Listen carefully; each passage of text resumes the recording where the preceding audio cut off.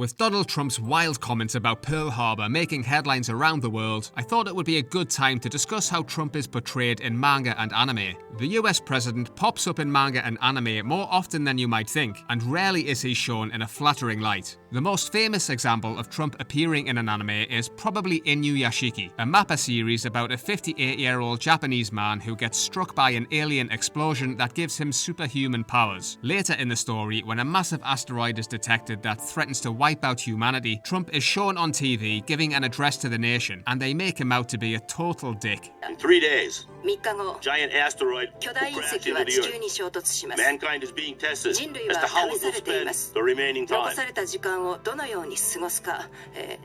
lived long enough. I even became president of this great land. I have no regrets. The rest of you losers can go do whatever the hell you want.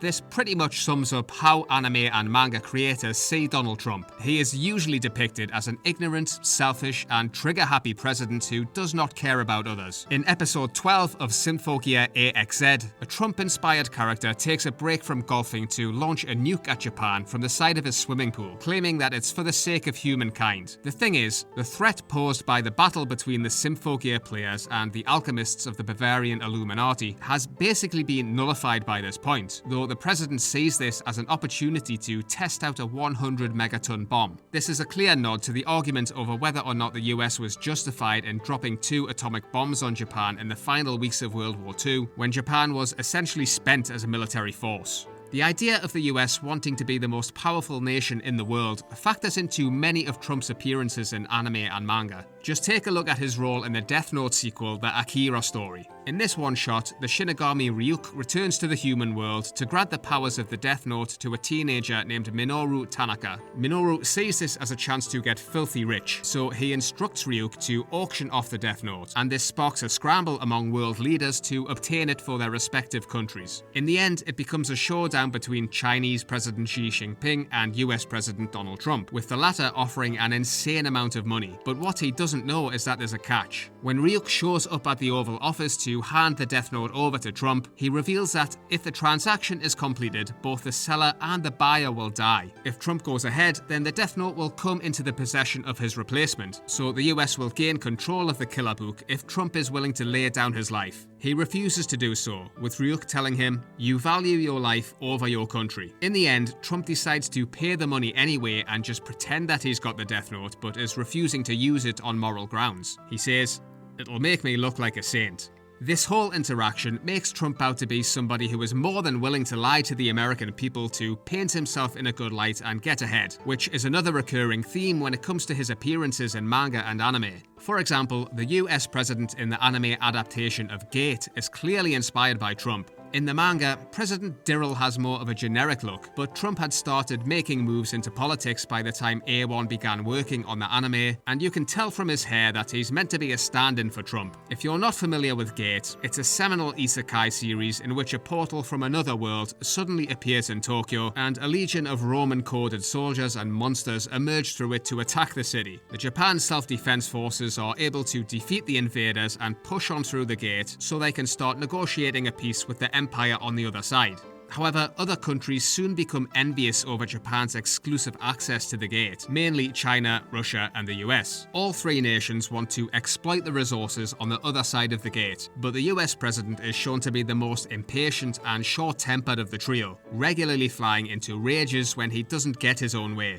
What's interesting is that Trump has been inspiring manga and anime creators since before his political career really kicked off. Back in 2008, the Golgo 13 episode The Night of the Murder Play introduced a character called Ronald Crump, a crooked real estate developer who screwed over a rival and became rich and powerful as a result. The guy who got screwed over hires the titular hitman to take out Crump. When not staying at Crump Casino, Crump sticks to the top floor of Crump Tower, a high-rise building that he owns. It's abundantly clear that this is meant to be Trump, so he's been getting it in the neck from manga and anime creators since long before he became president for the first time. Of course, there are some portrayals of Trump in manga and anime that skew more comical. In 2017, the studio DLE created a pair of short parodies called Hey President Trapcoon, in which Trump enrolls at an ordinary Japanese high school as an exchange student. The idea is that he's there to learn about the nation's rich culture, but instead, all he does is promote himself, in the form of rap no less. Yo! 俺の名前はトラップ黒板の方向いた途端プーみんな俺をこう呼ぶ大統領大暴走大好きはいほうにょそんなんだから何度も転校学校あとこの髪型弁当箱弁当箱だったのかよ The two shorts make fun of Trump's hair and show him acting very inappropriately with the students, which is seemingly a reference to a news story that broke the year before. In 2016, some old footage of Trump making questionable comments about a 10-year-old girl was unearthed. He can be heard asking the girl if she's planning on riding the escalator at Trump Tower. After she says yes, Trump turns to some cameras that were there taping an Entertainment Tonight Christmas special and says, I'm going to be dating her in 10 years. Can you believe it? Trump was also roasted by Trigger in an Inferno Cop Expo special in 2017. The special picks up after Inferno Cop's cameo appearance in Trigger's surreal sci-fi comedy Space Patrol Luluco, and has him getting ready for his party in New Jersey. Fox News is on the TV in the background, and Trump is on screen ranting about how he's going to build a wall along the southern border. Inferno Cop says to himself that the president is blabbering random shit, and Trump, whose hair is drawn as a baguette, gets annoyed by this, jumping through the screen to confront him. Trump threatens to deport Inferno Cop for daring to criticize him, and then proceeds to cut him in half, leaving him screaming in agony. More recently, Trump appeared in the Baki manga alongside a clear parody of Elon Musk. This is part of a running joke involving Yujiro Hanma, aka the Ogre, the series' main antagonist and Baki's father, who is known for being the world's strongest creature. As a teenager, he used to beat up American soldiers in the Vietnam War just for fun. Eventually, the US conceded that they could not stop him, so they agreed that the president, and every president after him, would swear an oath never to interfere with Yujiro. As such, several US presidents have appeared in the series, with Barack Obama's first meeting with Yujiro actually appearing in the recent Netflix anime Son of Ogre Baki Hanma. In Trump's most recent appearance, he agrees to introduce Musk to Yujiro after Musk questions how someone who isn't rich could possibly wield so much power. The audacity of this offends Yujiro, and he decides to, well, let's say, take drastic measures. What all of these parodies have in common is that they use humour to address serious real-world issues, but not all of Trump's appearances in manga and anime are that deep. A lot of the time, he's simply thrown in there to convey that the events taking place are of global importance, like when he popped up in a scene of Netflix's Devilman Crybaby, or when he was afflicted by the petrification in Dr. Stone.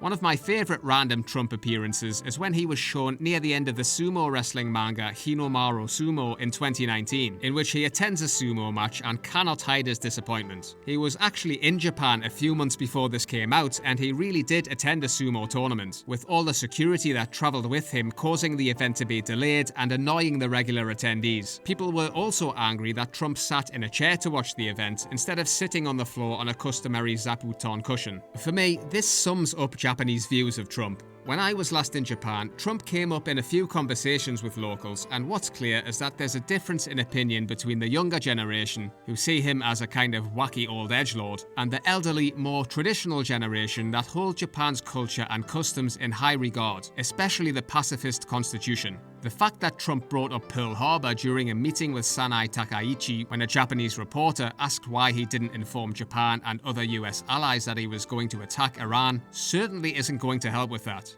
There have already been several street interviews done in Japan to try and gauge how the public have reacted to Trump's remarks, though many of the answers have been pretty reserved, which isn't really surprising. If you want to know how Japanese people really feel, then you have to go online, where they're free to give their opinions with more anonymity. While some have defended Trump online by saying that he was just trying to crack a joke, a lot of people are not happy about this. Social media reactions have ranged from accusations of ignorance to claims that Trump doesn't see Japan as an equal, with some people even calling on the Japanese government to publicly condemn the comments. Tsuneo Watanabe from the Sasakawa Peace Foundation published a newspaper column about the uproar and flat out stated that Trump was not bound by existing American common sense. But does all of this mean that Japan now hates Donald Trump? Well, not exactly. That really depends on who you ask. But he absolutely has not done himself any favours with this Pearl Harbor comeback. I wouldn't be surprised if there are mangaka out there working on parodies of his meeting with Takaichi at this very moment. It certainly won't be forgotten anytime soon, with the touchiness of the subject and the sheer awkwardness of the whole thing pretty much guaranteeing that this meeting will be remembered for a long time to come. The only thing I'll say for sure is that Trump wouldn't have dared say that in front of Yujiro Hanma. As always, thanks so much for watching everyone, and let me know which of Trump's appearances in manga and anime is your favourite. And if there are any out there that I missed, I'd love to hear about them. Cheers guys, I'll catch you in the comments.